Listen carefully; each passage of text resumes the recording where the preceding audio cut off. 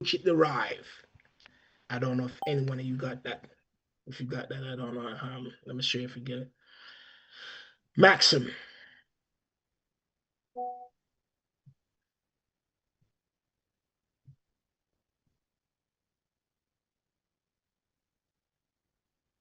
Give me a second, guys. I forgot to send the email to one person here. They just text me, but I'm gonna try to see if I can send them the live. Um, that's my sister. She said she wanted to be in the class, and she didn't get it from me, so I'm just gonna go get it and give it to her real quick. It'll be $9 million. All Oops, sorry. Thought I right. was So muted. yeah. So when the derived power um is superseded by any other government, that's a fabricated information. They cannot do it. So they like to lie to people and tell people that they can do those things, but they can't. They can't do it. It's just a total lie. So since they like to lie to people, you go into court and give them an order to show cause so they can prove their standing, and then you bring the truth before them and have them try to tell you otherwise. They would like to tell you it, but they're just lying. They're just super lying. Let me see. I don't know how to do this Zoom copy thingy, but I'm gonna try. Let me see if I can copy it.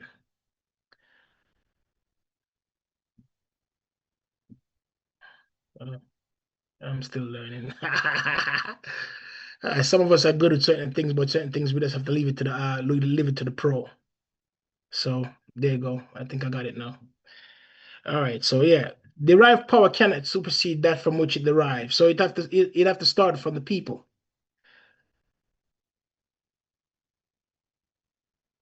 It would have to start from the people. The people would have to go ahead and relinquish that right. This is the reason why I got to understand the reason why the Ninth Amendment is there. Even if it's not written, it is expressed that the people will keep their sovereignty. The people will keep their rights, interests, and title in their development. This is the reason why the Missouri Constitution, Article 2, if you guys are in Missouri, do not be afraid to invoke that. Missouri Constitution, if you guys didn't know, the Missouri Constitution that you're looking at is the fourth one right now. All right, that's the fourth one right now. So the fourth one, I mean, it ratified four different times. Why it ratified four different times? Because they abrogate four different government that was there, or they relinquished themselves four different times and placed four different people there. So in other words, the current Missouri government that sit at the bench is not the original one, making it a de facto. But how would you know that? Because if you look at the first the United States of America, Missouri, it was started in 1820.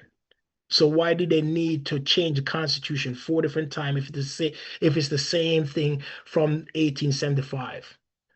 Why? What's the purpose of it?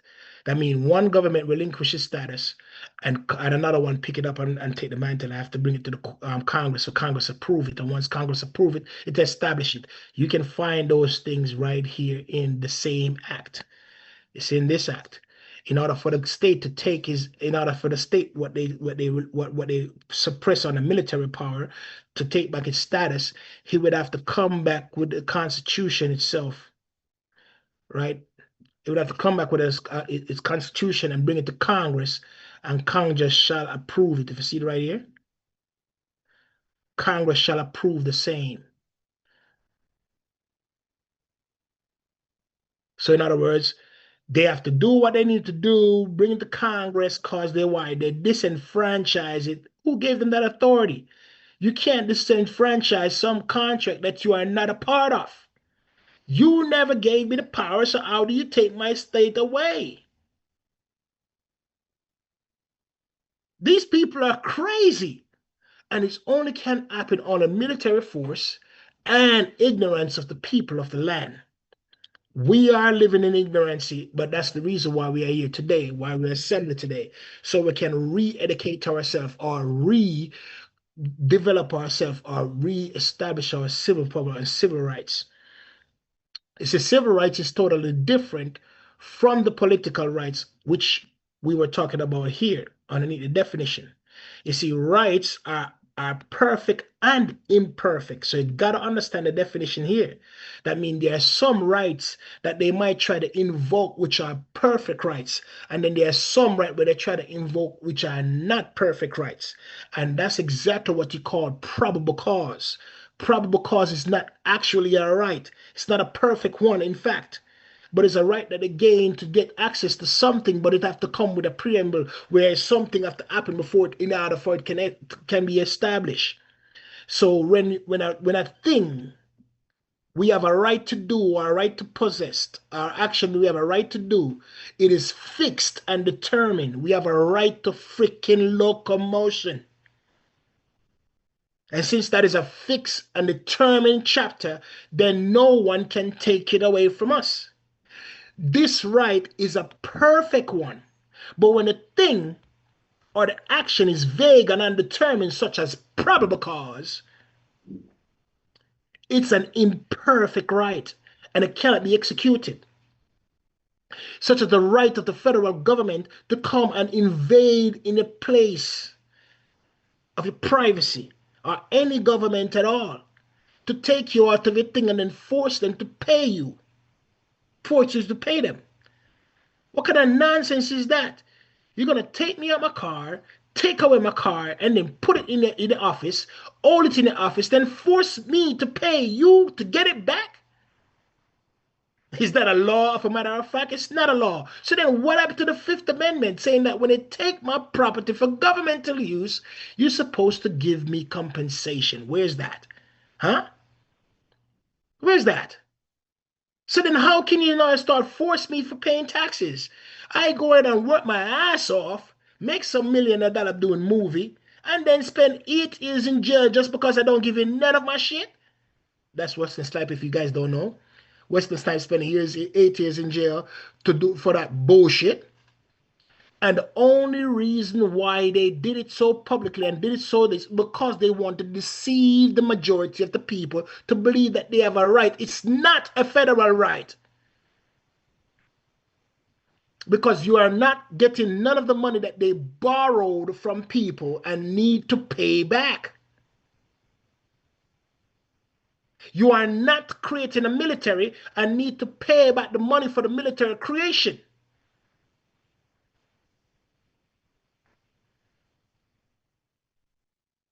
You're not fabricating these so-called medical principle and then you have to force to pay back. That's what you call bond slavery. Bond slavery here today is when you make somebody, you force somebody else to pay your goddamn debt, and that's exactly what we are being doing right out throughout the time frame. Every single time you see a criminal action coming to the court cases, it's called proceeds for crimes. Every year, the Secretary of State after report is proceeds for crime. So that means securitization is indeed happening, like the young man was telling you,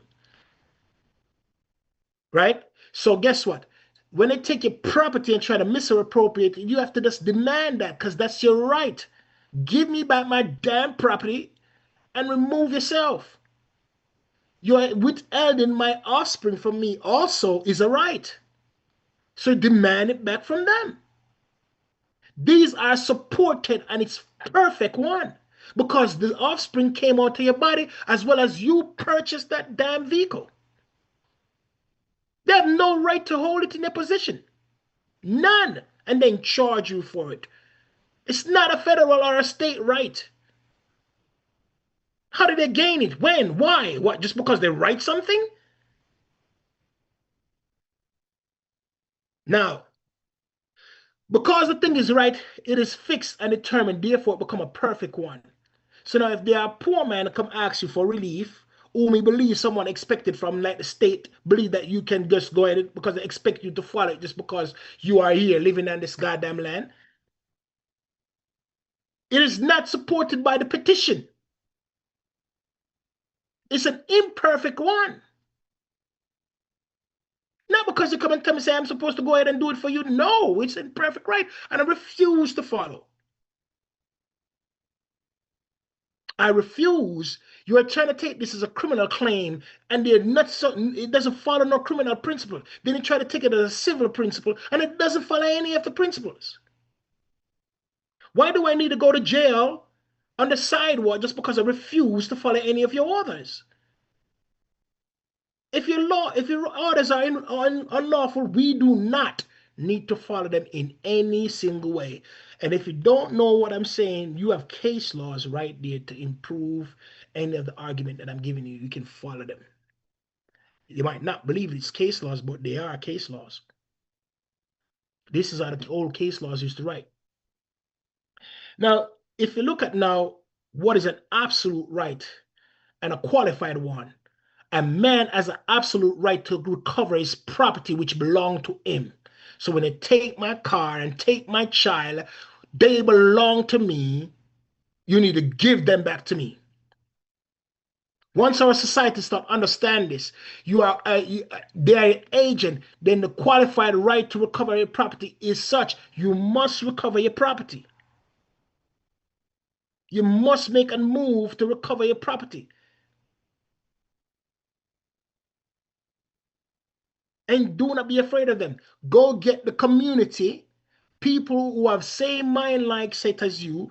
Go inform them, show their rights, interests, and title, make them know it, and then you go back there and that and say, give him my damn property.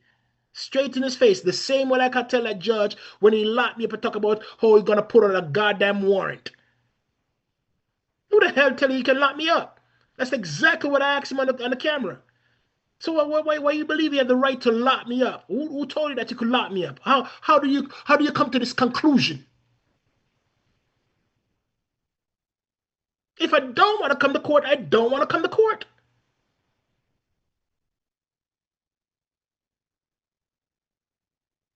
Why? Because he cannot prove, as many of my fellow brethren have said before, they cannot prove that there's no harm being done to the state. They cannot prove that there's no loss by your action is done to the state. Now, if the state create this law, they would have to create another law or some form of law that give you compensation within that category. Where is the compensation and the benefit from it? Because laws were created for the benefit of the will of the people. Now, I think I might give you this last document because, as Derek said, he like to go ahead and do his thing a little long. So I'm gonna give you another document here to show you why I'm so adamant in um in upholding the rules and regulation of law. Let me see if I can find it here. Yes, there it is.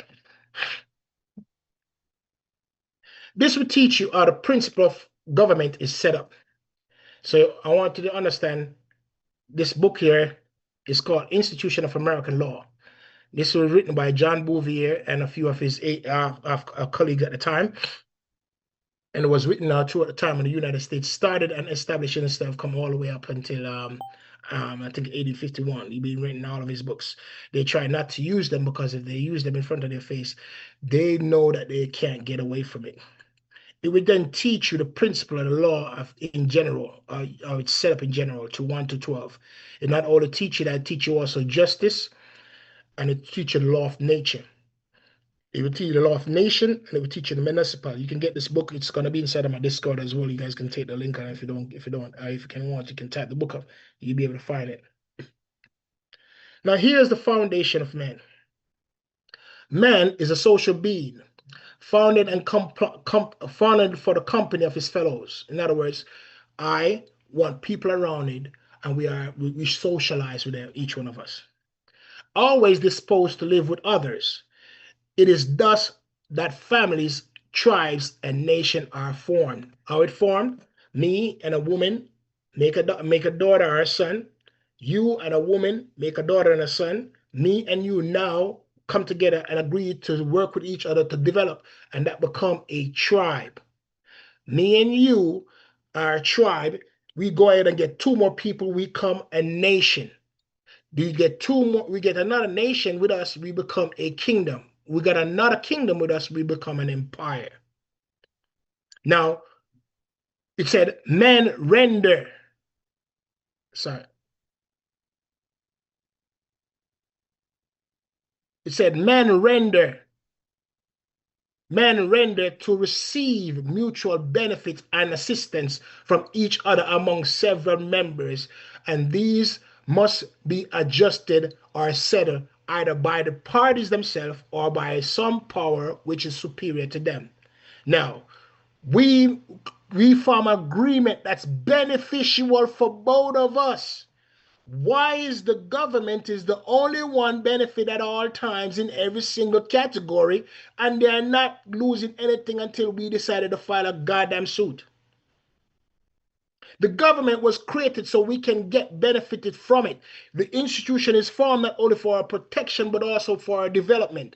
So they can keep, so we can create schools and all that stuff what they claim that they're creating, so that we can benefit from it. Why all of these things are created and then we have to fund all of them every time? Where is the beneficial they're giving back to us any of it at all? That is the evidence of what? A de facto government running on a society, a colonial system running in a territory that does not belong. Because if a father is over his offspring, he will give all of these things to his children for free.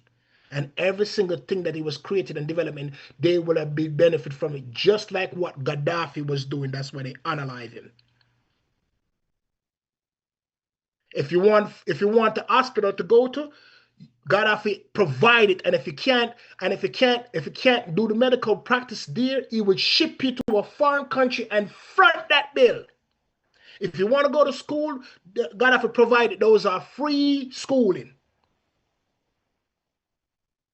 If you want to get married and you get married, they provide you an house and a car and 50,000 of their currency. Where is the benefit from our United States?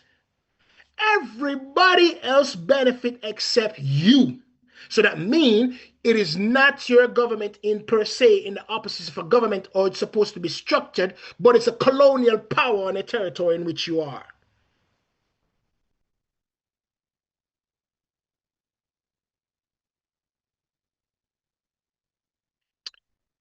If you look, this is the John Bouvier telling you that the beneficial mutual thing is supposed to be happening to the people.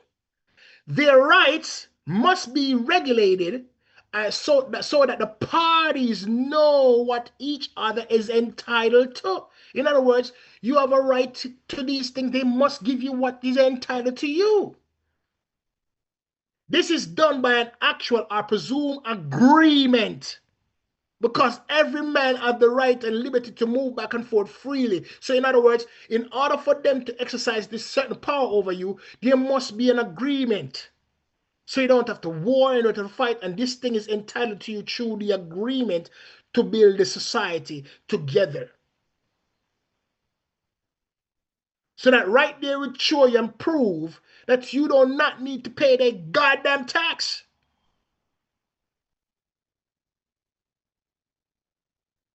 Because it's non-beneficial to you.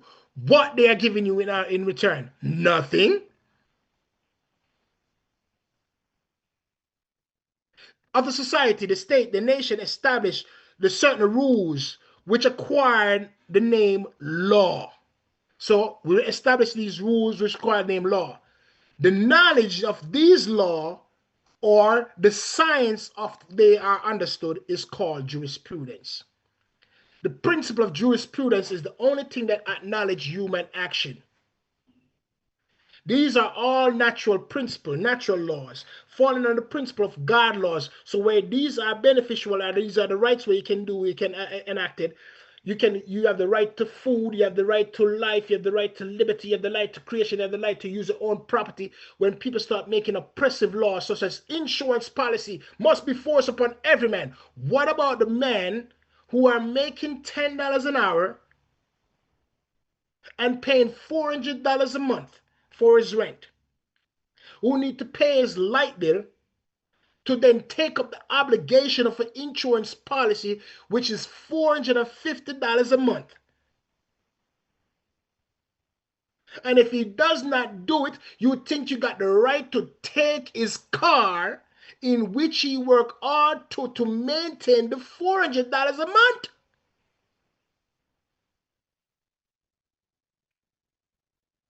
Where is his benefit? That's what you call economical oppression because it only falls for one person to benefit. It's called manipulation of commerce, a restriction of trade and commerce. Because now the application of the law restrict his commerce, making that law become void or avoidable. But how could this be? It only can become void and voidable if you, the people, go forth and make it so. You, the people, have to come close to this knowledge. This is the reason why they don't teach these things within school. Structure of government, they don't teach them. Civics, they don't teach them. Why? Because they're not your father. They're here to benefit from you and develop their own society. So they're robbing you of your resources. The first step, I'm reading number second. The first step of understanding this science is, therefore, to know exactly the nature of laws and to form them and to define them, the precise idea. By science is understood a connection of truth founded in the evidence of principle or on the demonstration and a collection of truth and the name of the same kind, arranged in the methodology order for the purpose of making them more easily understood. So when you're structuring law, when you're trying to make sure law is structuring it, it have to go in a certain way, a certain methodology and order to keep understanding how things are structured. Like for instance, a pen, there's a certain methodology order in order for you to form that pen. Any such other thing out of that structure, that instrument, that law that will make that pen is now become voidable because it's not structuring the right thing. It's structuring and it's causing deformity in it. In the most existing, I'm reading number three. In the most existing sense, extensive sense, the word law signifies a rule of action. It is a rule which all beings, whether animated or inanimated, that's why I mentioned the pen to give you an example of what a creation may be. So now the creation of the pen, we have a basic structure in order for us to create that pen for it to function the way it is functioning. If you do anything separately from that, it might cause the pen to be dysfunctionable. So every pen have to follow the same rule, but can be designed in various ways. In order for it to function and write as a pen, it have to follow the same principal rule. So no matter what government they are, whether it's state government, federal government, or you international government, they have to follow the natural law.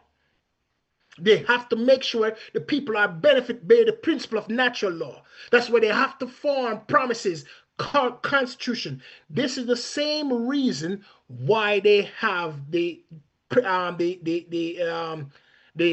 council. The privy council, you see, a monarchy starts with the monarch, the governor general, and then the civil party, and then the other party called privy council. Underneath the certain council, it deals with natural law. It deals with all the legislative principle to make sure each one of these rights, interests, and titles to the people are being earned. Any other way, it's going to be voidable because now you're restricting God's law from ever exist. That's why it said inanimated and animated, reasonable or not, must be observed. Every single one of them must be observed. That's why we say the law of motion, the law of gravitation, mechanism, as we are saying natural law, political law, or criminal law. We need to figure out what law, what venue you are bringing the case. I know I'm saying it different, but you see how it connected to every single thing what Derrick and the other guys are saying, so that you know that whatever they were saying, it's structuring the foundation of the body of the law. I'm just giving you a little bit more clear understanding where every single thing are coming in as a body.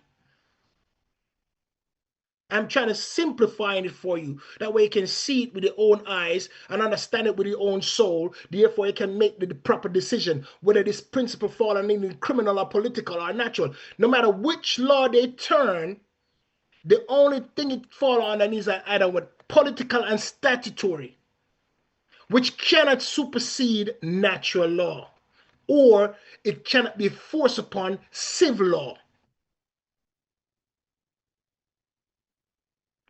In this sense, all beings have their laws, whether material world, animals, or men. Each have their law. The knowledge of all these laws belonging to philosophy, which in the immensity embrace all knowledge which man can acquire by the use of his reasoning.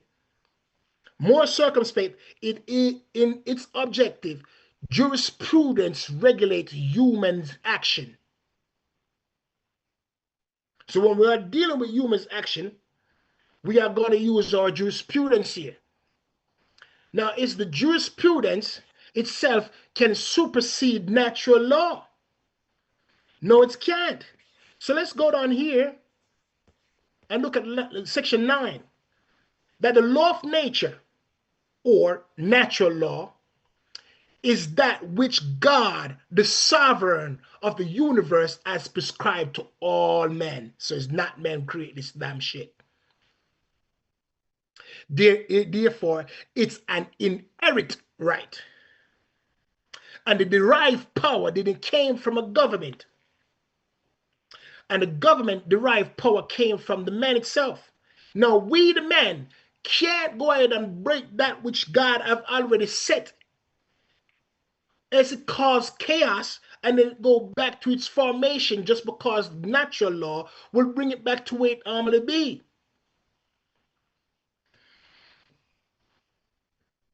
Not by formal promulgation, but by the directive, the right reasoning alone. It is ascertained by just consideration of those agreeableness and disagreeableness of humans' action to the nature of men. So natural law is what we're dealing with, and it comprehends all duties we owe either to the supreme being alone, or to ourselves, or to our neighbors, or the reverence to God, self-defense, temperance, honor our parents, benevolence to all, and strict adherence to the engagement, gratitude, and the like. By natural law, ladies and gentlemen, is also understood the system of collection of those laws arranged together in metallurgy order. The law of nature is superior in obligation to any other law. Plain and simple. This is a Supreme Court judge speaking out of his asshole, because it can't out of his mouth. This is law in fact. No matter what they tell you, the basic fundamental of natural law is the core principle of the liberty in which they bind themselves to in the Constitution. This is why you know the Constitution wasn't created to just create just because and grant you right. It was created to protect those rights in the natural perspective. The one that is inherent, the one that is absolute and qualified, the one is secured by an obligation. He that own obligation, another owe him a duty if he have a right. Now, if you look at it, said that right here afterwards, it is binding in all country at all times. It does not diminish in any way or form just because somebody decided to make a freaking declaration. No human law are valid if it oppose this, and all which are binding derive from the authority either directly or indirectly from it. So in order for them to create the society, they first have to make sure they understand the principle of natural law. And any law that they created in abrogating this principle is void. Not just because the Constitution said so, but because it's a chaotic aspect to destroy mankind. And no one wants to destroy their own self. So it void upon the principle. By implication, by non-implication, by explicit, it doesn't matter. It is void.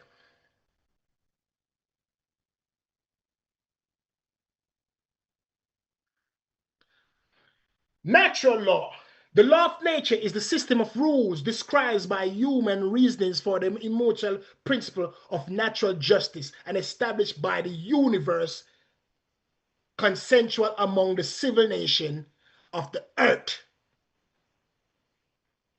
In order for us to form a government, that's why the civil party always have the right to build a menagerie. We have the right to bear arms, the right to move about in our freedom at all times, the right, the right to carry a weapon and fight against the government when they go ahead and trespass upon our rights, interests, and title. So every single thing what you think you learn that they think they can do, once you start breach the principle of natural law, it is void or avoidable.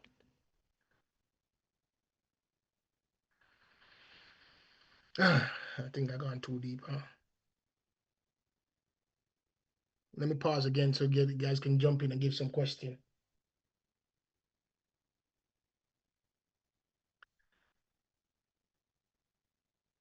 You guys can take an opportunity to take questions. I'm taking questions.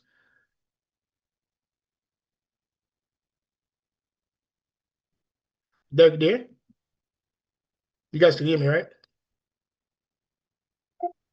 I have no questions. I just really appreciate how you're piecing it all together. It's really making a lot of sense. All right, I can keep moving then. Yes, Uh, that's great. Everyone's speechless, Cool Fox. it's the basic structure in which we need to understand.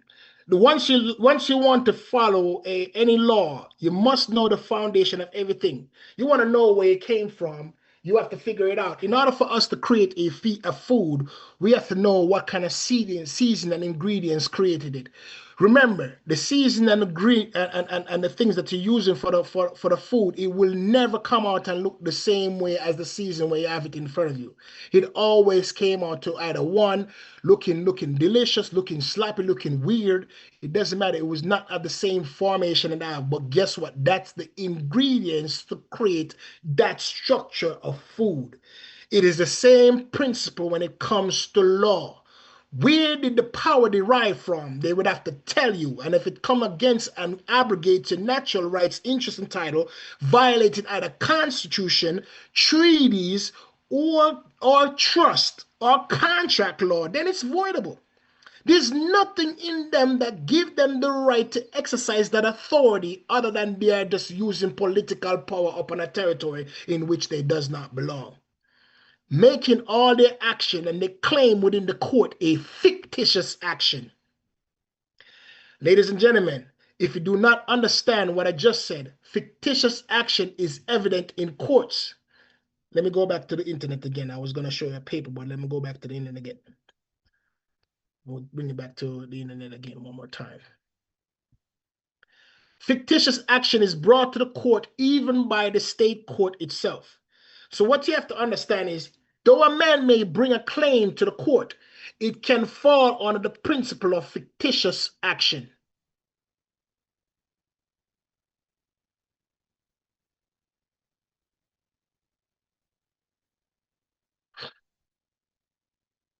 Fictitious action is reference to something that is not really made are made up, often used in legal context to describe entities or situation are created in a legal purpose to do or not to do existing in reality. For example, fictitious company is one that exists only on paper, fulfilling their certain legal requirement without conducting any real business. The legal document are significant, but let me bring it to the court perspective, because that's just the regular internet definition. So let's go back to Mr. Boivia, because I like him. He liked to bring the true principle of law to us. So let's take his intelligence for a little bit to see what fictitious action is.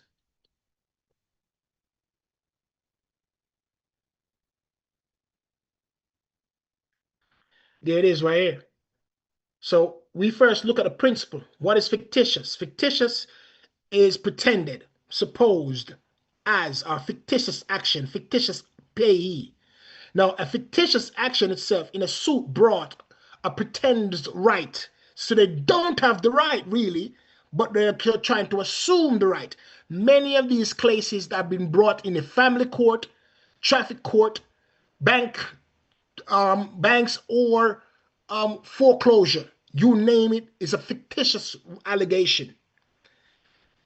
They are sometimes brought usually under pretend wagers, meaning they have a pretend right.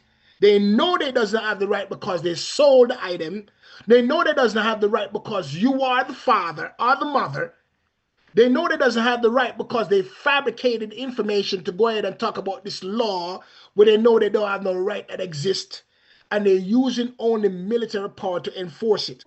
So yes, it is brought on a pretend wager for the purpose to obtain the opinion of what? The court. This is the reason why they prevent you from getting that judgment upon the case, because it's a factual right. And once that is established, you can overturn any other right which other court may have been contrary to this absolute right. So when a court case is established, it cannot be a right itself. It's just a precedence, because the court case can be overturned for the claim that is not what is brought to the court is on a fictitious action. If the fictitious action is on the court, then it becomes fraud upon the court. And if we find out that every other establishment, what they call court precedents, have any such thing as fraud, we the people can overturn it. Therefore, a court case can never be law. It is just a precedence in which they can use it whenever they feel like it, because other people has used it before. Now, when we challenge that court case and found that it had fraud within it, inscribing it, then we, the people, can take it and abrogate that court case based on the principle of fraud. And any person in which that court case had damage can be recouped back from out of that system. So that means many people that's in jail today because of fraud upon a court, fictitious action that is brought, allowing the court opinion, a point of law to try to enforce it on the people, such as eviction and all of those other things that children be taking child support, all of these nonsense that they're pushing on you, can be overturned under the principle of fictitious action. On the point of law, the court of justice will constitute the purpose of what? Decided really existing a question or the right between parties. And they are not bound to answer impairment question, which is the person thinking proper to ask them if their form of action is wager. The judge don't have to say anything. But when they bring the fictitious action to the court, it is you to point it out. That's why when they do anything, you must invoke a jury trial. But what if the jury does not understand the principle of law? This is the reason why you have to be able to make the proper claim or the proper construct, say the proper thing in court. Whoever it is that bringing the allegation must speak properly and understandably. So now let's bring you now to show you how to make a proper claim within the court, because many of you are having issues only because the claim is not making the proper statement. So we go to the federal rules and see how we can actually bring forth a pleading or a claim when we decided to go to court. It is there, but it's just you, the people, who decided not to read them. So let's look at it for instance right here. The general rules of pleading. A claim for relief. Many of you go to the court, don't realize that the court case is a claim for relief. This is the reason why the young man was telling to you that the court case can be the witness to the crime and the relief party at the same time, so the state must show where the damage is. That's the general rule of pleading. So the court or the state cannot show the real party of interest, because guess what? You can't be interested in it. That's why the Supreme Court brought it to them and say, hey man, this is where you come to make your claim if you're going to make a claim. Mr. Court, State Court, you have to come to the Supreme Court to make a claim here.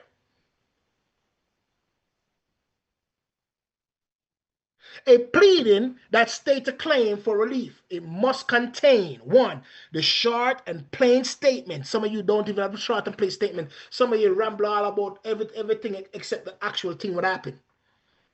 Some of you cry about the pain and all suffering and all that stuff and not making a proper claim. So you now start make a short statement. You don't need to make it too long. Say, listen, the officer just took me out my car. January 25th. And he took me out of my car. He touched me. That's an assault. And he has a weapon on his side. That's assault and battery. But he's intimidating me to follow his will. I told him I'm not going to. According to the Supreme Court rule and I'm according to natural law, I do not have to follow any unlawful order.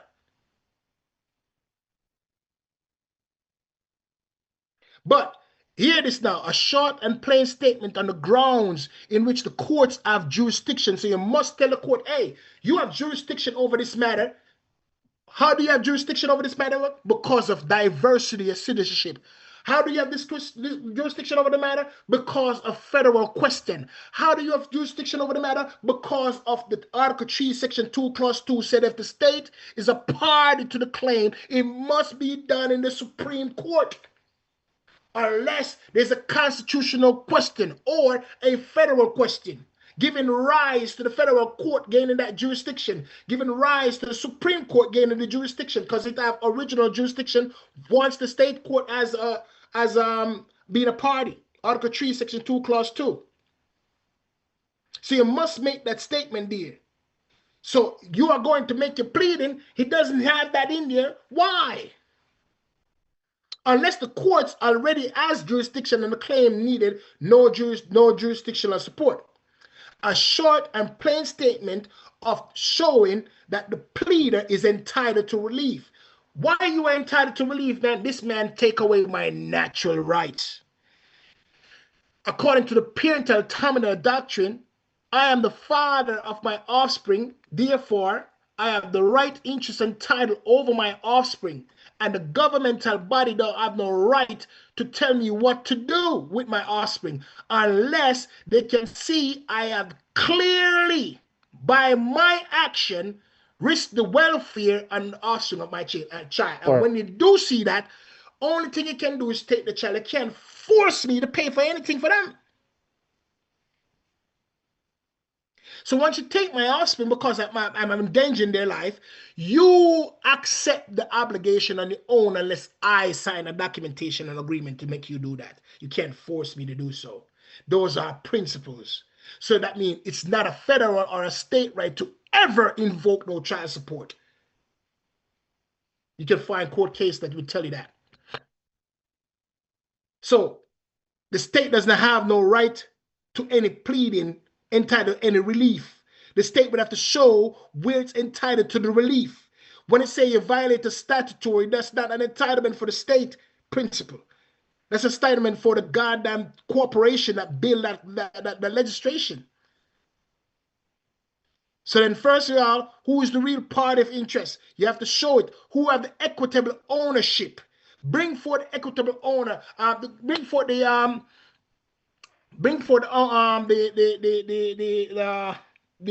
beneficial owner to the case. I want to know who he is. I need to know the real party of interest. Bring forth the beneficial owner.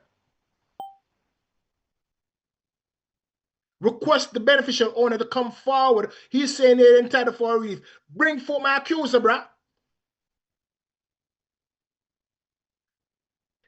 3, demand the relief sought. So when you go in there, you're not saying, hey, listen, man. Hey, I need them to restore my car. And for the 15 days they have it, I need $150 per day.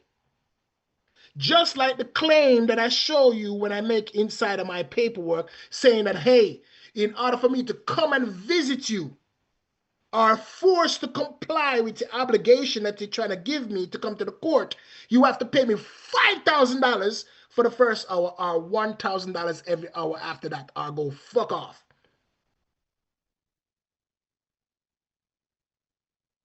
I ain't playing with you. You have to demand the relief sought. Your demand must be there in the document. Don't come with all this nonsense, weird words flying all over the goddamn place. Sometimes I read many of your documentation, I don't even know what the hell I'm looking at. How I'm going to give you any relief if I can't figure out what jurisdiction is going on, what venue you want to bring the court case in, and I want to know what authority you are coming at, and what kind of relief you're sorting from. When I look at the documentation, it's a shame. I want to throw it in the trash my own self, much less a judge. So now you have to understand the principle, structure. You have to structure yourself, structure your documentation. What you are hearing from Rick Martin, he's telling you that he structures his documentation and he's formatting. What you're hearing from Derrick, he's showing you how you have to structure the law. What you're hearing from me now is structure. Your law, you have to structure properly, set the things properly, understanding who you are first, know what principle you're going to formulate from, or where you're going to go from, or where you're going to continue into. If you can't get no relief in this section, give an alternative. You need to give an alternative. Say, all right, then you know what? I want to drive on the street freely, and I don't want them to bother me anymore, and give me a license plate that I could get exemption from every one of your party that you actually have here, and I don't want them to stop me anymore. When they see my license plate, they need to turn the other way. Because once I see the light on coming towards me, I'm effectively going to and make sure you guys pay 15 times the amount to recoup whatever I never took from you the last time. Make the demands. The next thing, what many of you guys are missing, that in the general sense, as a defense, in a defending, when they're trying to tell you that you don't have a right, you're not allowing them to make sure they explain it properly. In the section B, your defense, admissible and denial. When they try to deny any of your pleading, you need to make them force them to show you onto what grounds. Because they must have evidentiary in which they can deny you the claim. They must be able to show you under what ground it denies statement in a short, plain terms its defense to each claim asserted against it. Admit or deny the allegation asserted against it by the opposing party. Denial responds to the substance. A denial must fairly respond to the substance of the allegation. This is why I said, hey, you have to tell me what delegation of authority that you have. So you must tell me in detail, how did he get the delegation of authority? If he cannot show it at all, he can go fuck the hell off you, you abandon our claim. You don't have no right or title, nothing to be enforced for you. So a dismissal is required. And though it's dismissed, that doesn't stop you from get relief for the fictitious action brought and cause you to pay to come to that court, or take your time out of your daily obligation to come to that court. You could be underneath your wife making food for her. You could be there with your child playing card games. You could be out there sitting in the office overtime, making $250,000 overtime. You need that back because they stop you for that day. Charge them. Don't come take my title and my time away.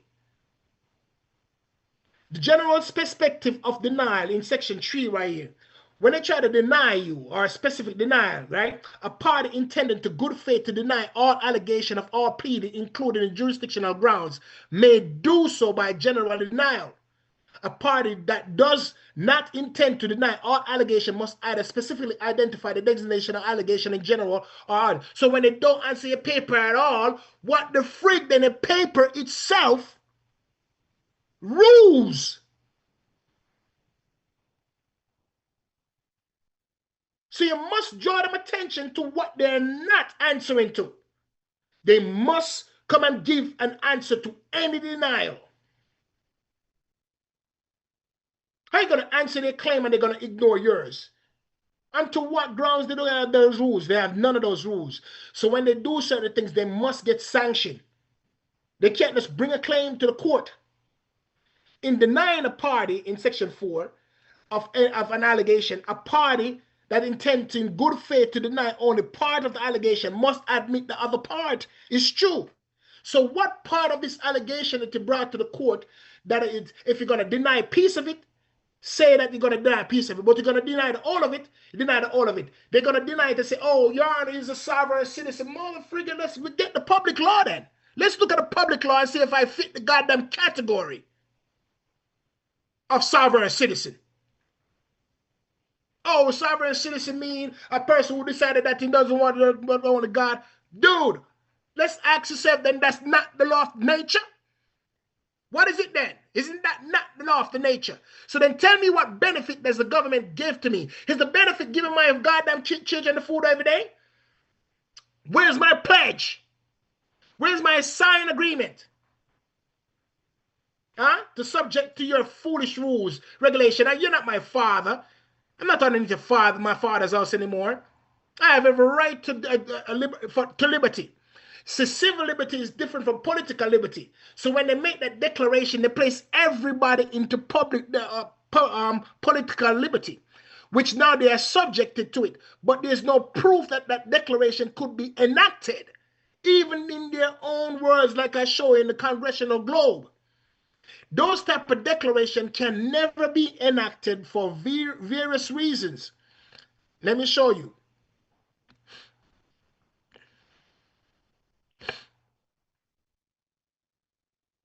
While I'm reading the declaration in the middle section right here,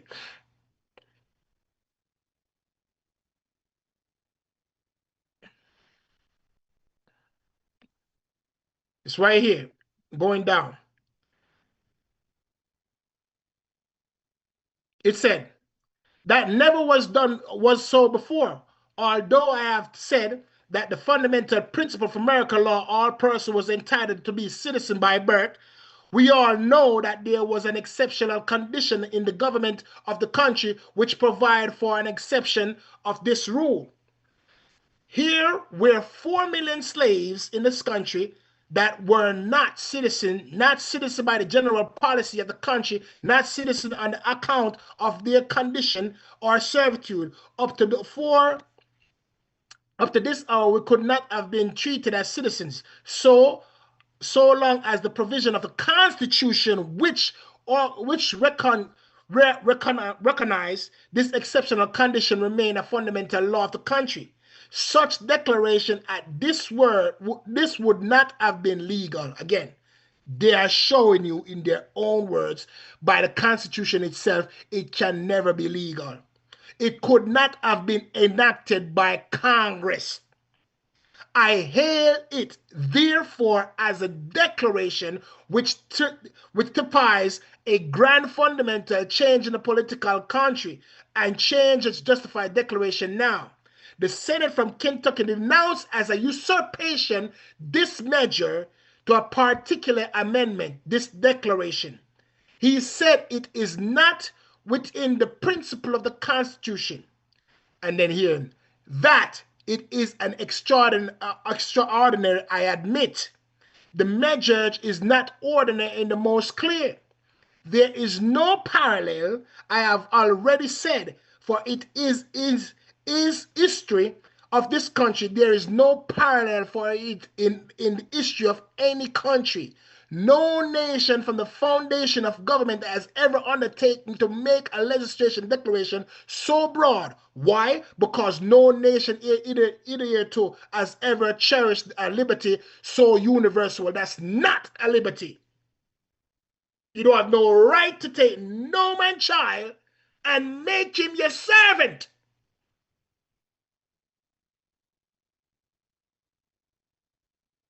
That man still have rights, interests, and title in his offspring to make his offspring his subject, not you. So now, when they want to invoke the rights of the Constitution, instead of you use the 14th Amendment, I would suggest use the 5th Amendment. The 5th Amendment give you the same thing, except the 14th Amendment was a fabrication, and then place you into the jurisdiction where you're going to pay the debt of the United States. Just take a look of it. Just take a look at it. This is where they try now to place you in the opposites of paying the debt of the United States under the 14th Amendment. You see, the 14th Amendment was exactly what Trump said it was for the principle of slave. But if you look at the 14th Amendment, it allows you now to pay for what?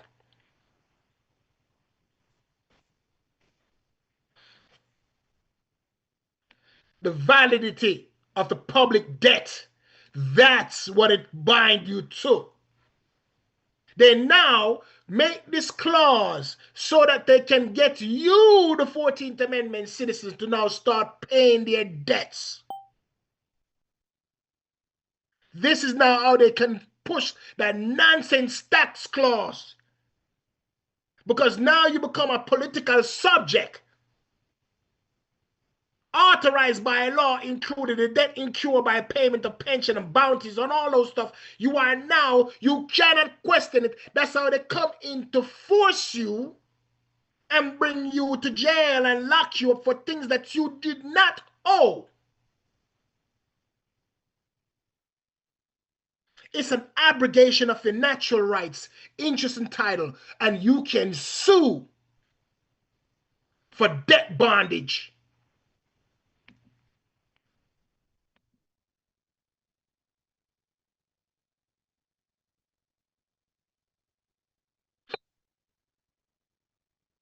Debt bond is also known as debt slavery.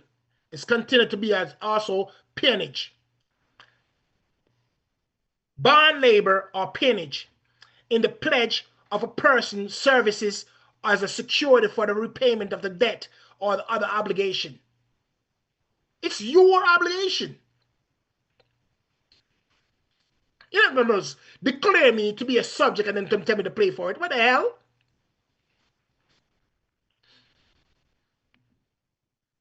Why would they make a law to then abrogate this one?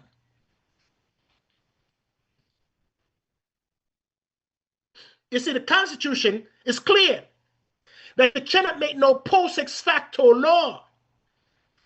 That after I enact something, you cannot make something to take away that right while it still exists. This still exists, making this non-functionable.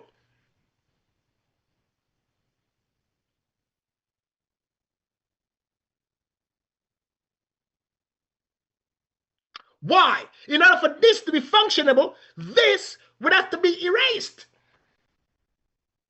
Because you cannot have this and this at the same time, because this is in contrary with this.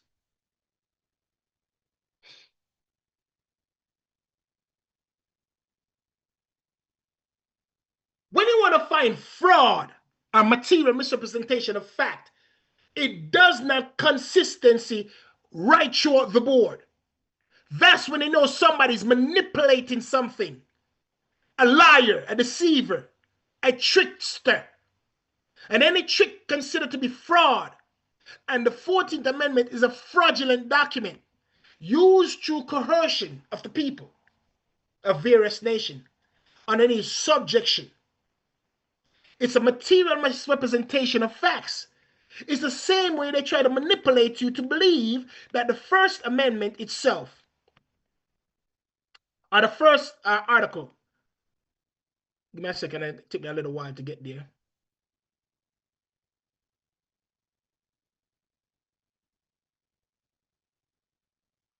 The first article, oh man, we're gone. There you go. One more over. One more over. There you go. The first article, chapter 9, when they're talking about the taxes and the duty of the taxes. You see, in order for the taxes and the duty of the taxes, no capitation or direct tax shall be laid unless the proportion of the census or the enumeration herein before directed be taken. So now, what they did was, when they recognized all of those limitations, they go ahead and try to make another amendment to try to take those obligations away, because they know what will happen. You see, these guys are not stupid as you think. They're trying their ways and they say if they write it on a piece of paper, you guys would believe it. So they went ahead and then make the 16th Amendment to try to take away the same thing that was said right there just now about the enumeration. That Congress shall have power to lay taxes. Now they can lay direct taxes on income or whatsoever source derived without the proportion apportionment among the several states and without regards to any census or enumeration. Now, look at that. You see, while this is in effect, in Article 1, this in Article 16 can never be enacted. This will be first after be repealed.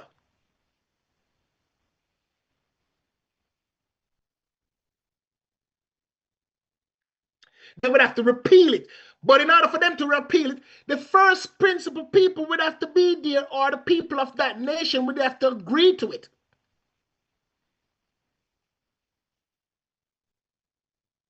So this can be appealed. Why I said that, cool fox? Because it's right here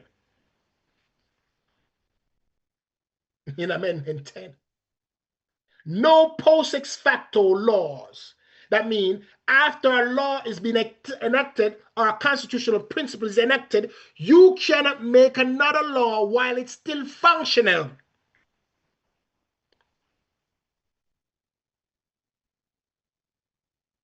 They would like to say, oh, it's only criminal cases, but I can tell you, by looking at this right here, ladies and gentlemen, do you see anything say criminal or civil right there?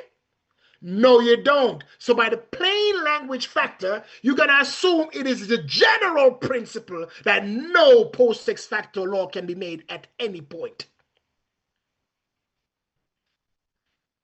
They would like to tell you that the title of nobility was never enacted, but here it is.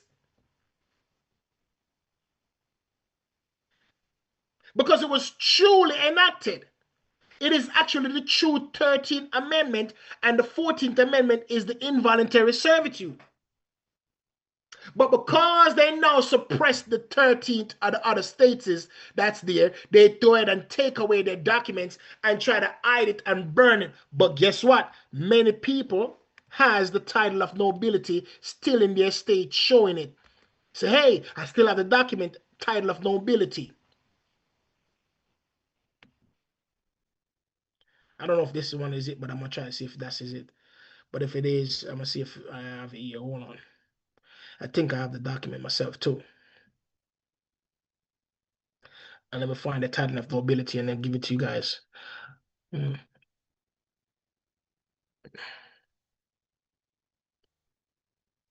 The title of nobility.